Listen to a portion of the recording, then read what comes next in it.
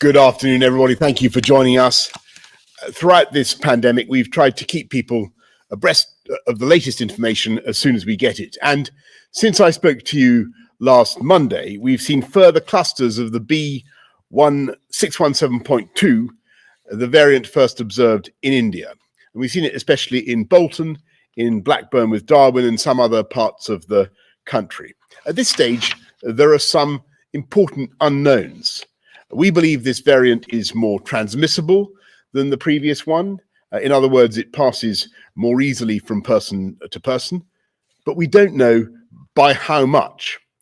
I'm told that if it's only marginally more transmissible, we can continue more or less as planned. But if the variant is significantly more transmissible, we're likely to face some hard choices. And we're going to be learning a lot more in the coming days and weeks about that. The good news is that so far we have no evidence to suggest that our vaccines will be less effective in protecting people against severe illness and hospitalization.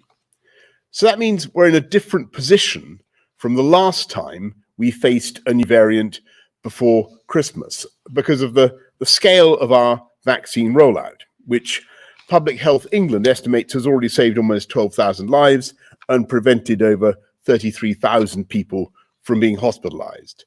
So I believe we should trust in our vaccines to protect the public whilst monitoring the situation as it develops very closely, because the race between our vaccination program and the virus may be about to become a great deal tighter. And it's more important than ever, therefore, that people get the additional protection of a second dose. So following advice from the Joint Committee on Vaccination and Immunization, we will accelerate remaining second doses to the over 50s and those clinically vulnerable right across the country, so that those doses come just 8 weeks after the first dose. And if you are in this group, the NHS will be in touch with you. We will also prioritize first doses for anyone eligible who has not yet come forwards, including the over 40s. And I urge anyone in those groups to come forward as soon as you can. At this stage, there is no evidence of increased cases translating into unmanageable pressures on the NHS, even in Bolton, and infections, deaths, and hospitalizations nationally remain at their lowest levels since last summer. So, and this is a balanced decision, I do not believe that we need, on the present evidence, to delay our roadmap, and we will proceed with our plan to move to step 3 in England from Monday. But I have to level with you that this new variant could pose a serious disruption to our progress and could make it more difficult to move to step 4 in June. And I must stress that we will do whatever it takes to keep the public safe. Our surveillance and data gathering is now so advanced that if there was a danger of the NHS coming under unsustainable pressure, we would see the signs in the data very early on and could react in good time. And that gives us the confidence to continue moving forwards for now. But I urge everyone to exercise the greatest caution, because the choices we each make in the coming days will have a material effect on the road ahead. To those living in Bolton and Blackburn, I'm very sorry that you're once again suffering from this virus, and I know how hard it has been for you, having been in a form of national or local lockdown for longer than almost anywhere else. But now it's more vital than ever that you play your part in stopping the spread. So we won't be preventing businesses from reopening on Monday, but we will be asking you to do your bit. Take the vaccine when you can, get your free twice weekly rapid tests, and if you do test positive, you must self-isolate, and we'll provide financial support to those on low incomes to help them do so. As we move away from living our lives by government rules, and as we learn to live with this virus, then as I said on Monday, we need to make our own decisions about how best to protect ourselves and our loved ones, informed by the risks. And for those living in Bolton and other affected areas, there is now a greater risk from this new variant. And so I urge you to be extra cautious. Our best chance of suppressing this variant is to clamp down on it wherever it is. And we'll be throwing everything we can at this task. Colonel Russ Miller, commander of the Northwest region, will be deployed to support local leaders in managing the response on the ground. There will be surge testing with mobile testing units, and the army will be on the streets handing out tests. And there will be targeted new activity in Bolton and Blackburn to accelerate the vaccine take-up amongst the eligible cohorts, including longer opening hours at vaccination sites. And to everybody else across the whole country, wherever you live, please get tested twice a week for free and get a jab if you're eligible. Remember, hands, face, space, and fresh air. Observe social distancing from those you don't know. And if you're seeing loved ones, think really carefully about the risk to them, especially if they haven't had that second dose or if it hasn't yet had time to take full effect. I want us to trust people to be responsible and to do the right thing. That's the way to live with this virus while protecting the NHS and restoring our freedoms. And it's very clear now we're going to have to live with this new variant of the virus as well for some time. So let's work together and let's exercise caution and common sense. Thank you very much. I'm now going to ask Chris to do the slides. Thank you, Prime Minister. First slide, please. The first slides are very familiar to people watching these briefings. The first one is the number of people testing positive for COVID-19 in the UK. And as you can see, that has been on a steady downward path and is stable in terms of the overall numbers at this point in time. Next slide, please. We're also seeing, as people will be aware, a steady decrease in the number of people in hospital with COVID-19 in the UK, as this graph shows. Next slide, please. And the number of people who have died following a COVID test has also been steadily decreasing and has remained very low and remains low now. So the most recent 7-day average is 7 deaths a day. Next slide, please. Now we move on to just the newer information, and I'm just going to expand slightly on the data that's there. So what we have here is the weekly number of sequence cases in England of the variant B1617.2 first detected in India. And as you can see, this is on a steady upward curve. This is an exponential growth. At the same time as the B117, which is the principal one circulating in the UK at the moment, has actually been on a downward slope. So there is no doubt that this is going up. And earlier this week, we said that we thought that it was as transmissible as B117 and possibly more so. There is now confidence, and SAGE has looked at these data, as have various modelling groups, that this variant is more transmissible than B117. Now, the question in practical terms over the next 2 to 3 weeks is this somewhat more transmissible than B117, or is this a lot more transmissible? And that will have implications for the long-term prospects of this epidemic in the UK and indeed the pandemic internationally. Next slide, please. And this is most clearly seen at the moment in Bolton, although I want to be clear that Bolton is not the only place that has this variant. It is quite widely seeded in a number of parts of England and indeed elsewhere in the 4 nations of the United Kingdom.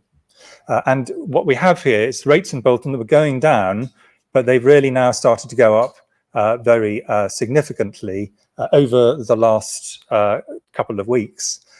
One important thing that we're not seeing is an increase at this point in time in rates in people over 60. And that is very important because that tends to correlate very closely with people subsequently going into hospital and some people becoming very severely ill and sometimes sadly dying. So this may be a delay, or it may be that the vaccine is helping to protect those who are older and 2 are vaccinated. And that's an important part of what the Prime Minister has just said. Next slide, please. And if we look at the Greater Manchester area, around the area where Bolton is, as you can see, there isn't at this point in time a significant uptick in the number of people being admitted to hospital. But it's early days. And I think this is the point which we wanted to stress, is this is the first time we have been completely confident of the increased transmission. We now need to see what happens over the next 2 to 3 weeks. Next slide, please. Thank you very much indeed. Thank you very much, Chris. Let's go to questions from the public. Alexander in Greater London. If the variants of concern, such as the B1617 variant, increases in transmission to an extent whereby it would result in major hospitalization, how soon would you implement restrictions, and how many hospitalizations would result in further restrictions? Thanks very much, Alexander. Well, I think the answer to that sort of flows pretty much from what I said earlier on, and that is that as soon as we saw that there was a risk of a really serious increase in hospitalizations on a scale that would risk overwhelming the NHS in exponential growth, then of course we would implement further restrictions immediately. And the purpose of this press conference is really to alert people to that necessity and to the extent of the risk that we now see in this Indian variant. But Chris, anything you want to add to that? Thank you. Let's go to Josh from Corby. With universities reopening next week and the restrictions on social gatherings soon to end in June, especially nightclubs, when can the under 30s expect to receive the COVID vaccine? Thank you. Chris, I'm going to ask for your view on the under 30s. Thank you. So as I think everyone knows, what we're doing in the UK is going in a very steady, but hopefully rapid and steady progression in terms of vaccination, starting with the most vulnerable people. So those are people particularly of older age, but also pre-existing health conditions. So obviously some people in their 30s, either because they're health or social care workers or because they got pre-existing health conditions, have already been vaccinated, and people indeed in under 30. But for the rest of the population, we're going in a steady downward progression in terms of age, and the reason for that is that the risk is very strongly correlated with age. And so but the rate of vaccination is continuing to be very steady now. We've actually got to the point where people in their upper ages of their 30s, so 38 and 39, and this will steadily move down over the next weeks, are being vaccinated, and we hope to get all the way through to everybody having their first vaccine by the end of July. That is the aim. Additionally, as the Prime Minister has said, there is for people of all ages now an aim to accelerate to some degree the point where people get their second vaccination. And there are some advantages to having a second vaccination later, and some data on that, in fact, came out in the last couple of days. But what we do want to do is make sure that people have their second vaccines, and that's why the Prime Minister talked about the fact we're shortening the period from 12 weeks to 8 weeks. And this is because we think that people who've got a second vaccine will have greater protection, not only against the original variants, but also against this new variant. So it is very important that people who get their first vaccine also go on to get their second vaccine. And there's very clear evidence that people are taking that offer up very strongly across the UK and indeed in Bolton and surrounding areas. Thanks very much, Chris and Josh. Fergus Walsh of the BBC. Prime Minister, how likely do you think it is that the final unlocking will go ahead on the 21st of June? And for Professor Whitty, do you think that all those over 18 in hotspot areas should now have immediate access to a first dose of vaccine? Thanks, Fergus. And I know that everybody will be asking that question now. I think the truth is that we at this stage simply can't say for certain as things stand. You've heard it today that the numbers of infections, even with the new variant, remain low overall across the country. Even in Bolton, where there's been this spike in the new variant, we're not seeing the significant new numbers of hospitalizations. It remains broadly flat, and the situation is different from last year in this crucial sense that we are in the throes of an extraordinary vaccine rollout, which everybody knows and understands. So we've just got to wait and see, you know, those two things: the extent to which the new variant may be more transmissible, and also the extent to which the vaccines have been able to cut the link between infection and hospitalization and death. And that we just need to see a little bit more about that, I'm afraid, Fergus, before we can be really say much more at this stage. We will continue to proceed with caution, but obviously we rule nothing out, and as soon as we can say more about stage 4, obviously we will. On the question you asked me, there's been a debate about this, but the JCVI, the Joint Committee on Vaccination and Immunisation, which brings together all the experts on this, has been very clear on this. Now, the fundamental issue is that we have a finite supply at any given moment in time of vaccine. So if you vaccinate one person, by definition, you're not vaccinating another. Now, what do we know certain things about these vaccines? We have very high confidence that the vaccines provide very substantial protection against people dying and people being having severe illness and people being hospitalized, less protection against people having more mild disease, and some protection, but less still, against transmission. And the expectation is with new variants that if you start to lose some vaccine efficacy, you lose it in the opposite direction. So in a sense, you first lose the very low protection of people having asymptomatic or very mild disease, then you lose the protection against the more severe disease, and finally against the really most severe disease and people having mortality. Now, the reason I'm giving that long preamble is it's to explain why it is that the thing we know this vaccine absolutely can and should do is to protect those who are most vulnerable, and that is very heavily predicated by age with this particular virus.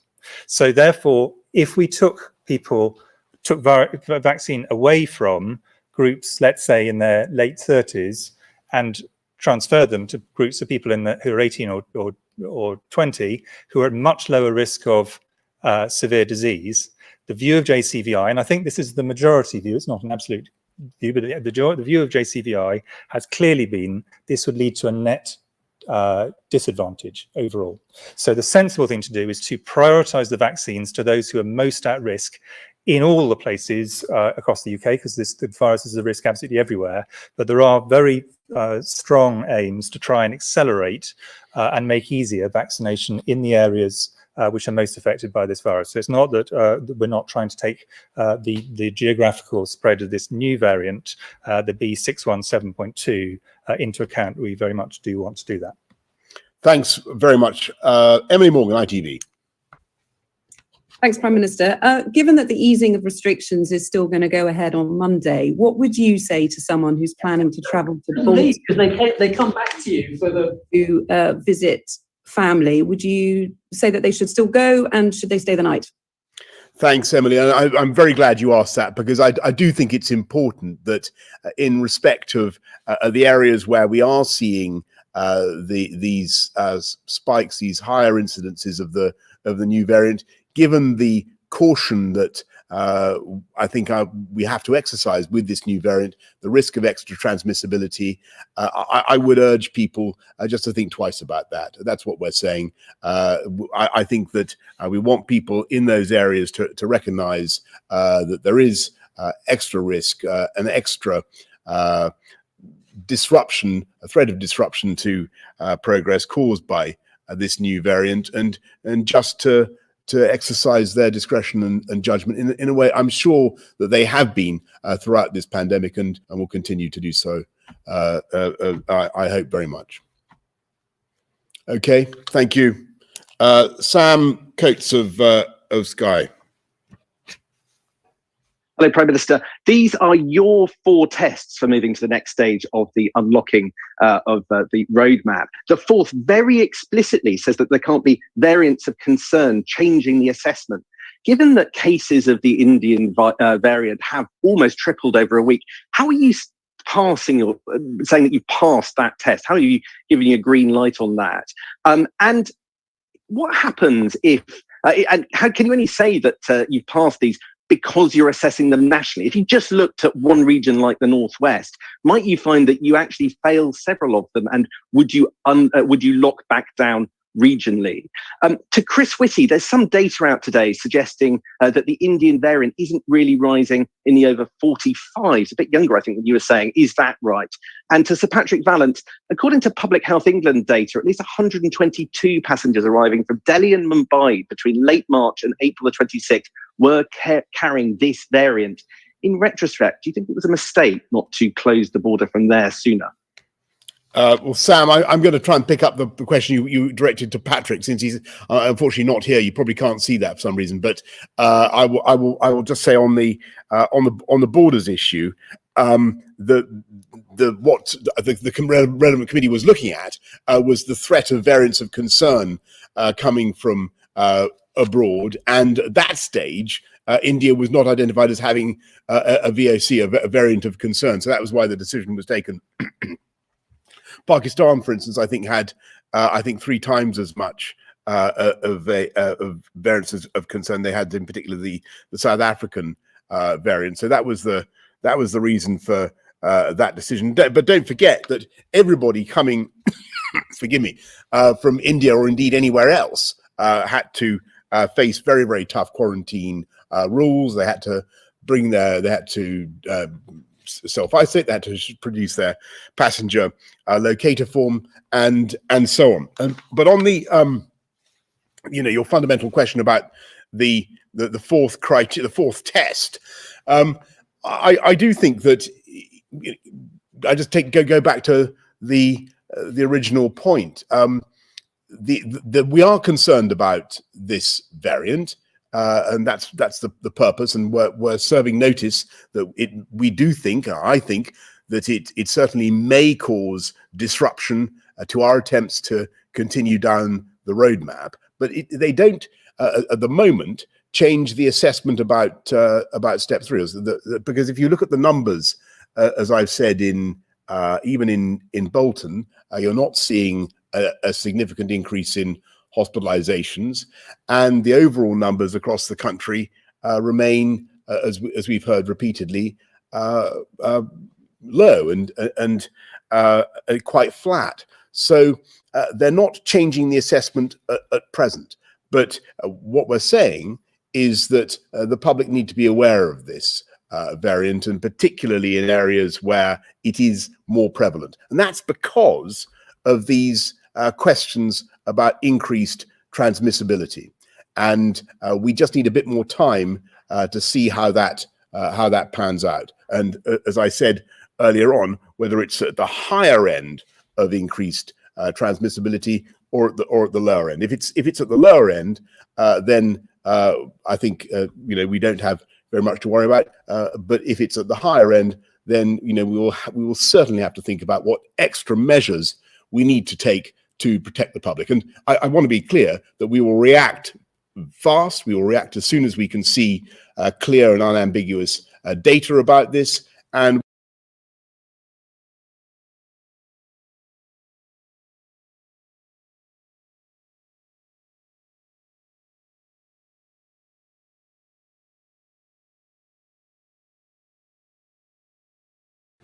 da oggi c'è una soluzione facile e completa. In un'unica piattaforma puoi trovare news, informazioni, comunicazioni istituzionali, locali e nightlife, shopping e delivery, eventi e guide turistiche, ticket e molto altro ancora. Disponibile per smartphone, tablet e PC. 1000 soluzioni, un'unica piattaforma. COMPLITALY.